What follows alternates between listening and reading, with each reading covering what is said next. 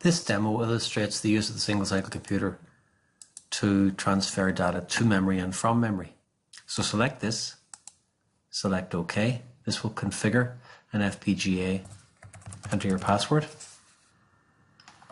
Open up the window below and you'll see the tab list appearing for various instructions, etc. So open up the program related to this, which is in the individual instructions folder, Movbamem, Movamemr. So this is the program. In the main, there's a call to the setup function in which bit 2 of R3 and bit 3 of R7 are set. That gives the value 4 to R3 and gives the value 08 to R7. On return, combinations of R3 and R7 are used to transfer to memory, in this case and this case, and from memory for the other two, and then the end function. So I'm going to assemble the program, transfer to program memory. The call is the first instruction. You'll see the tab related to the call is here, but this is dealt with in another video, so I'll just step into the function, return from the function, and these 4 instructions are the ones that are relevant. The first transfers the data in register 7 to the address in memory in register 3. That's going to transfer the data 8, value 8 in register 7 to memory address 4. The at indicates that this is an address. It's taking the contents of the register and using that as an address. So if you look at the opcode, there are 2 parameters, RIA and RIB. The value in register 7, which is the value 8, is the B here, move B, to memory addressed by A, and A is the value 3. So in the register 3, the value 4 is used as the address. RIA and RIB, the colors should be the same as these. Select from register 3 and register 7 through to A and B. B is the data value from register 7. B is sent through to the data and stack input, value 8. The instruction decoder asserts one signal, memory write, which asserts data stack write signal. The address into the data memory is value 4, and that's the contents of register 3. There will be no write to register or special function register block, and the program counter will increment by 1 to the value 2. Currently the instruction is at address 1. So if I single step, you can see that in the data stack memory, address 4 now has the value 8. Now this is a move of a data value, what is in R3, that's the value 4. This comes through on bus B, and the data into the data and stack memory is the value 4. The write is asserted as before. Same opcode as before. Now the data is in register 3, and the value in this register, register 7, is the address, so it's writing to address 8 now. And single step again. And in this case, I can't see the value in the data and stack, so I go to the viewer for data and stack, and you'll see that address 4 has the value 8, and address 8 has the value 4. Now there is a move from stack with address 4, which is the value in R3, into register 5.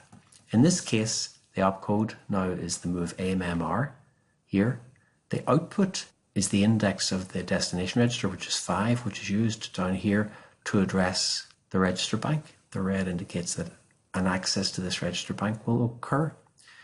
The instruction decoder asserts reg write, and it also asserts a multiplexer which selects the data path from the stack rather than the function execution unit or other source, and the value that's being read is the value that is at address 4. There's no write to the data memory, there's just a read here. The value is 8. Let me remind you that at address 4 the value is 8. And now this will write to register 5, the blue star indicates that, and I step, and there's the value in register 5 here also.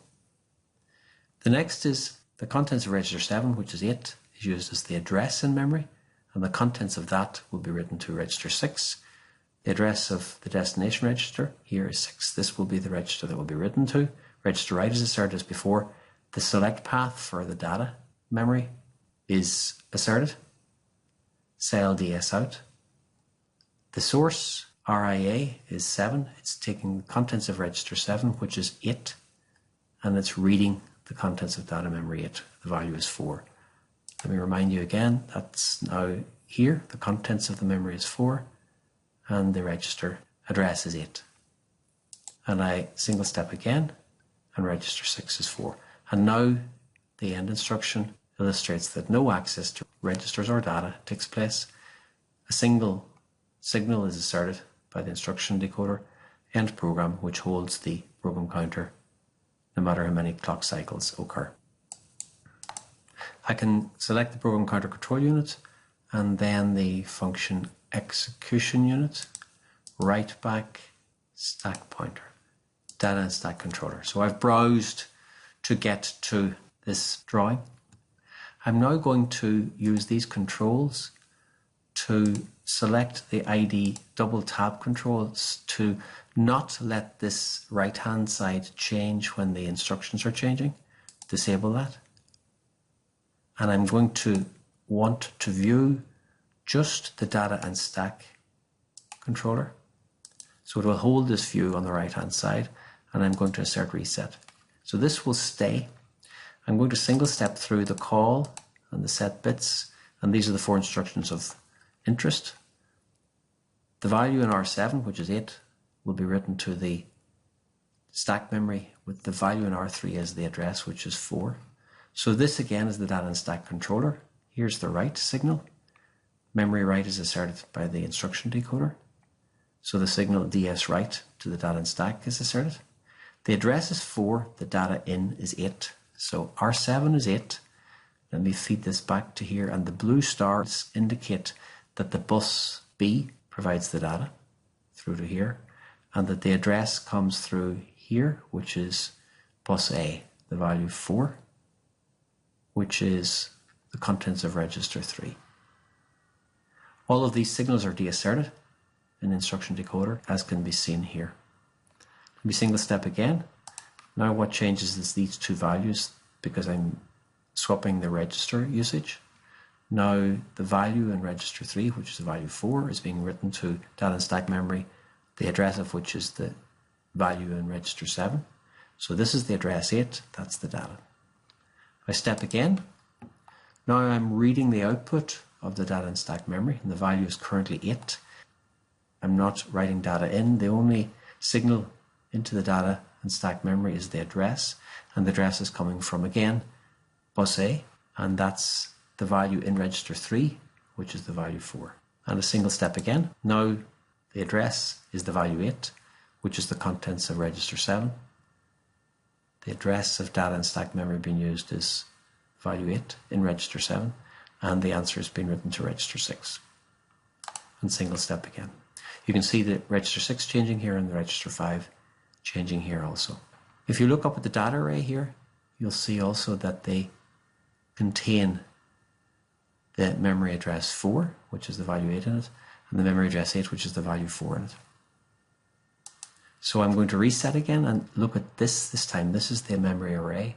And as I step through the setup, now I'm going to write the value in R7, which is the value 8, to data memory addressed by R3, which is 4, address 4, and that LED came on.